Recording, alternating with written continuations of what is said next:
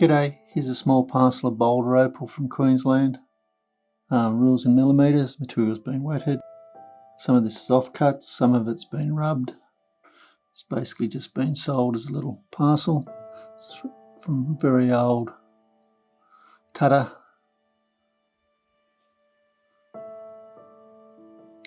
Matrix.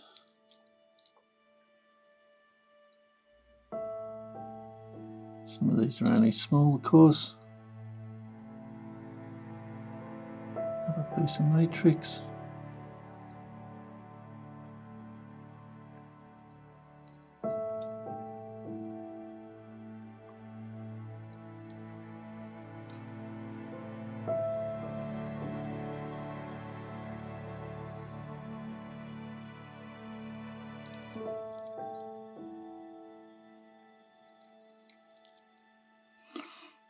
Chip, possibly a little stone under there. Quite nice colours there, purples and blues. Just cut that. There's a little stone on the end, and there's a couple of other pieces here that